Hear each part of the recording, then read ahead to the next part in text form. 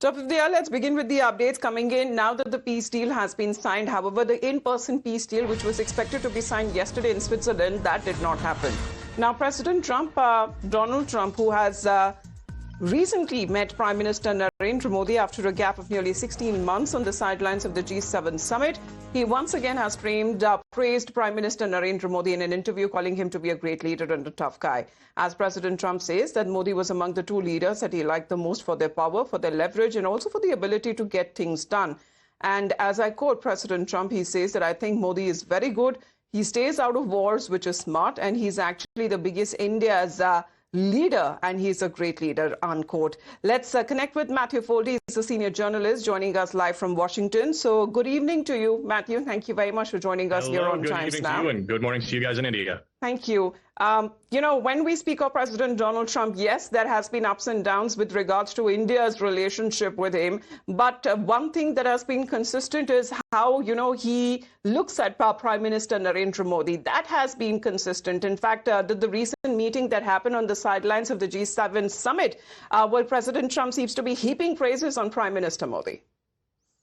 I think that's right. And look, at the end of the day, from India's standpoint, with Trump at the G7, they're very lucky to have Modi there and for Modi to have this long-standing relationship with President Trump. For Trump, when he's at the G7, he's made no secret that he has basically open disdain for so many of the leaders who are there, especially Emmanuel Macron, the leader of the host country there, France. Whereas, as you were noting completely correctly with Modi, you look at the Howdy Modi rally, one of the largest rallies in political history. Trump and Modi have had this long-standing relationship, and so much of global politics, diplomacy is based on these interpersonal relationships. So it's good for both countries to have this sort of hard reset because, look, it's no secret that the United States and India were not seeing eye to eye during this Iran war, and President Trump had major frustrations with India as far as when it came to buying Russian oil and all of the things like that.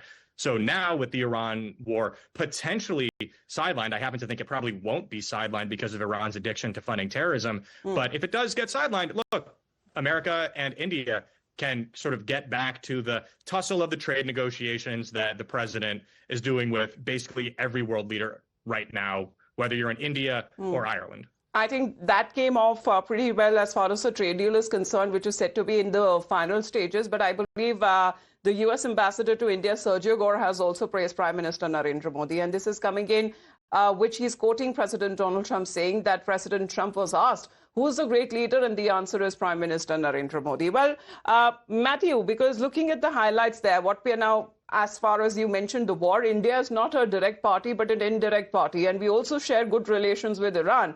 However, this seems to be the global consequences that, the countries had to face because of what's happening in the Middle East and West Asia for us. But India, too, lost 3 of its sailors, unfortunately, in the strikes. Yes, that's absolutely right. But look, if the war does come to an end, then Trump and Modi and America and India will be able to get back to that, again, sort of business as usual, where there is still that elephant in the room, that missing trade deal between America and India that needs to be finalized. India has obviously been doing its own bilateral trade agreements and negotiations with other countries around the world. Still waiting on that with America. But I think you're totally right to also mention the presence of Sergio Gore in India as America's ambassador. Sergio Gore, before he got sent to India, was in charge of staffing Trump's entire administration. So Trump sent the person who perhaps knows more about American government than almost anyone else to India. That is a testament to how much he values that bilateral U.S.-India relationship, as we can see from, again, who he put as the ambassador to India. And now with, again, a potential cooling off of that war with Iran, it's a very big opportunity for our democracy and you guys in the world's largest democracy to get back to seeing eye to eye, discussing things like H-1B visas and various trade hurdles, IP protection, all of the stuff like that. But at the end of the day, those are normal topics of discussion for countries to have.